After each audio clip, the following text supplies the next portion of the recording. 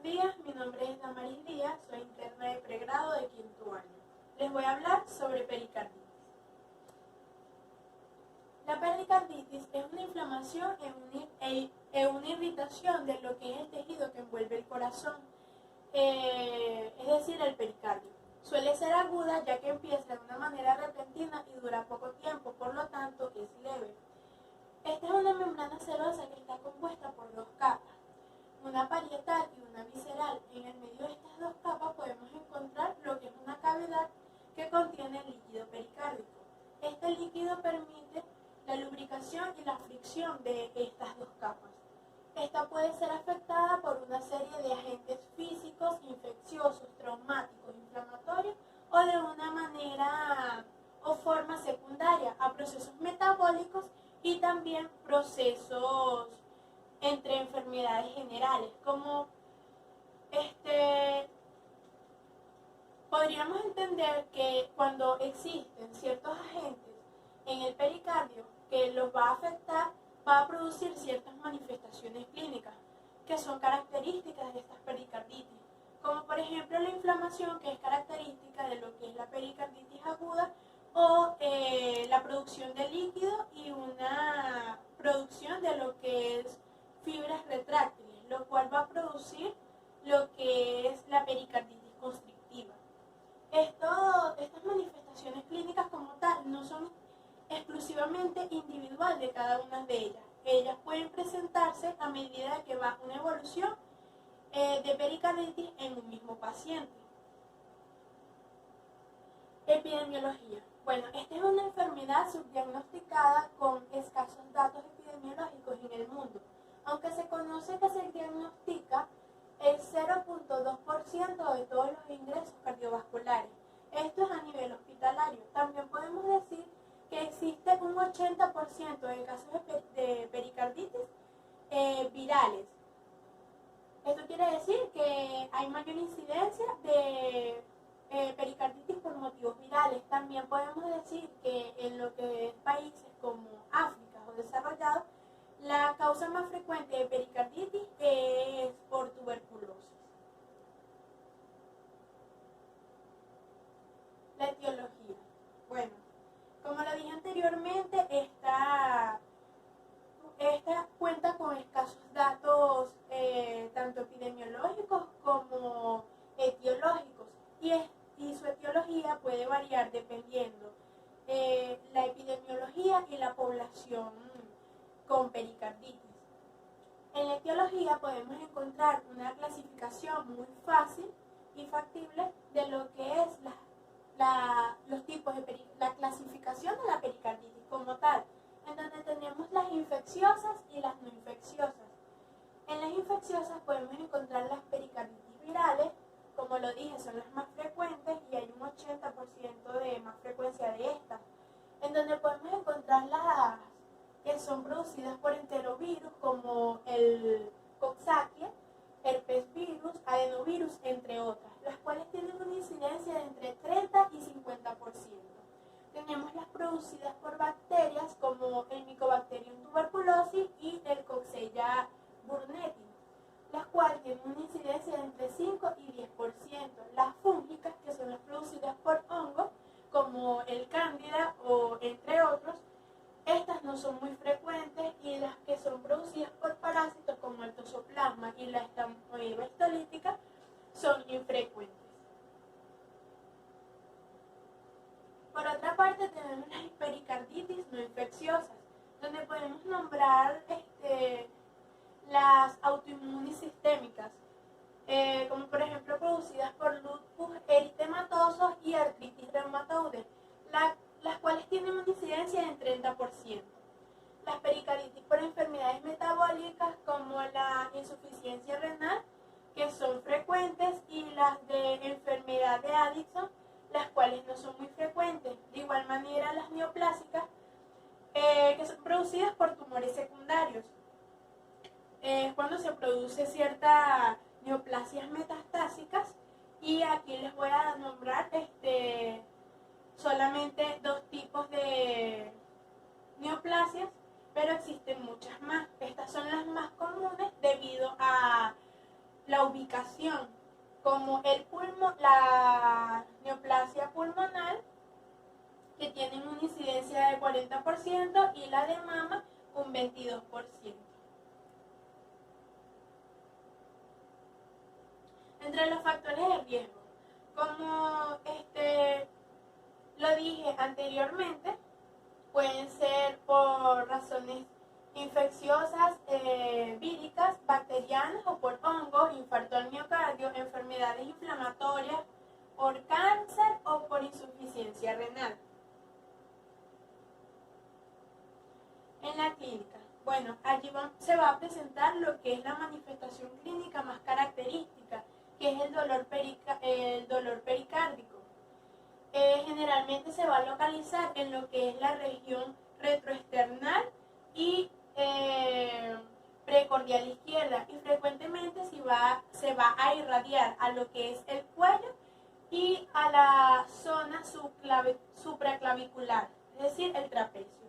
Entre otras manifestaciones clínicas podemos encontrar lo que es el roce pericárdico, fiebre, escalofríos o sudoración en caso de que sea una pericarditis infecciosa, edema grado 1, 2 y 3.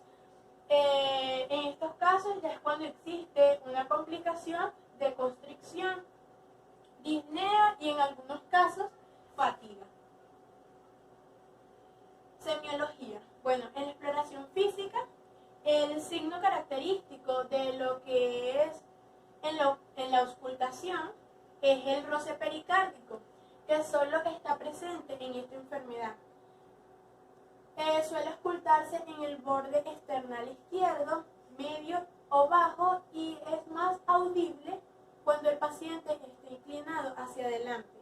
A la hora de auscultarse esta zona, para escuchar el roce pericárdico, se va a escuchar como un raspado. Clasificación. Bueno, se clasifica según su duración. En la aguda dura menos de 3 semanas y no es continua. La incesante aparece durante menos de 3 meses y es continua. Y la recurrente, se manifiesta aproximadamente de 4 a 6 semanas después de una pericarditis aguda, y suele durar cierto episodio sin sintomatologías entre ambos. Las crónicas, los síntomas duran más de 3 meses. Tipos de pericarditis. Bueno, según sus causas tenemos la pericarditis constrictiva. Ocurre cuando un pericardio fibrótico, engrosado y adherido restringe lo que es el llenado diastólico cardíaco. Esto puede suceder o puede producirse lo que es una constricción. Puede ser causa de alguna pericarditis aguda e inflamatoria que se produjo, pero clínicamente se pasó desapercibido. Por lo tanto, quedó alguna secuela, lo cual produjo cierta inflamación en lo que es la hoja pericárdica visceral únicamente, y por ende produjo una inflamación del pericardio, lo cual hizo que se produjera una restricción en las cámaras cardíacas, y por ende no se obtiene lo que es el buen flujo sanguíneo y el buen funcionamiento del pericardio hacia el corazón. Tenemos la pericarditis efusivo-constrictiva, que suele presentar las características clínicas de lo que es el derrame pericardio y también la pericarditis constrictiva. Bueno, la efusivo-constrictiva es más bien como una mezcla de estas pericarditis y es más, se lleva más a lo que es la complicación de la pericarditis como tal. La fisiopatología. Como lo dije anteriormente, el pericardio es una doble capa que va a constar del pericardio visceral y el pericardio parietal. El pericardio visceral está constituido por una capa de células mesoteliales adherentes, las cuales se van a extender sobre sí mismo hasta llegar a los grandes vasos.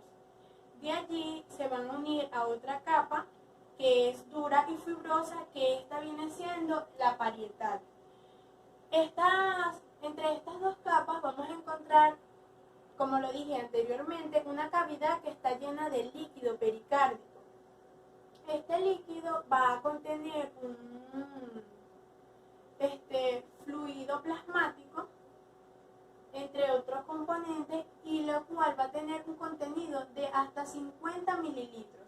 Cuando existe un exceso de esta cantidad en la cavidad pericárdica, puede ocurrir lo que es el derrame.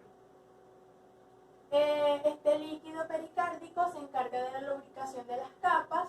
Cuando el corazón se contrae y se relaja, lo hace suavemente gracias a la baja fricción que ofrece el líquido. Por otra parte, podemos decir que el pericardio se encarga de mantener aislado al corazón. Lo va a tener alejado de otras estructuras y va a mantener su posición torácica. Por lo tanto, también va a protegerla de ciertas infecciones.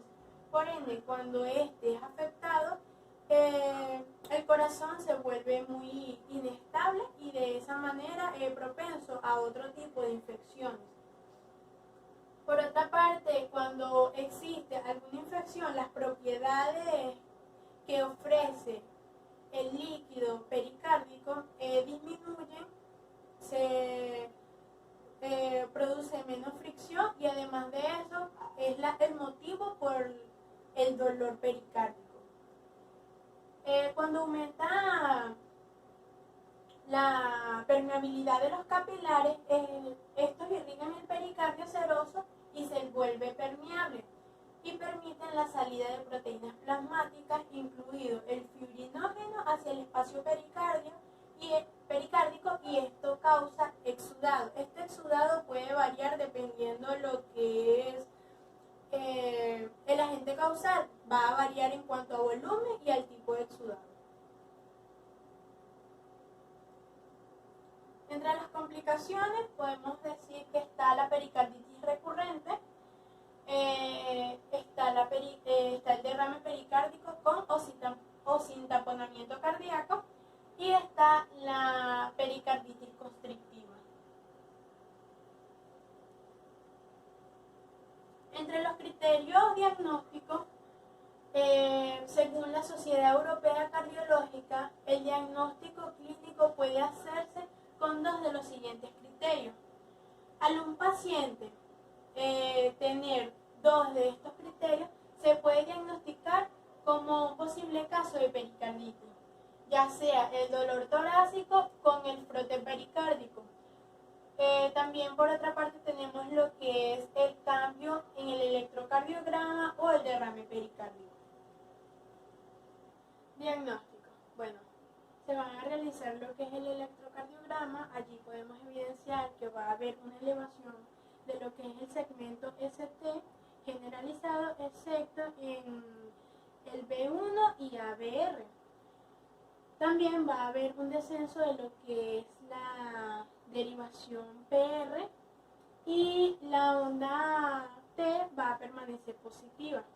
Eso más que todo es la primera fase. Existen otras tres fases, pero en esas otras, por lo menos en la segunda, vamos a encontrar lo que es un aplanamiento de la onda T y una normalización de la onda ST. En la fase 3 y la fase 4 va a ocurrir cierta normalización o de lo que es el segmento ST, y en la tercera en específico va a aparecer lo que es la onda Q. En la radiografía de tórax podemos evidenciar lo que es el corazón.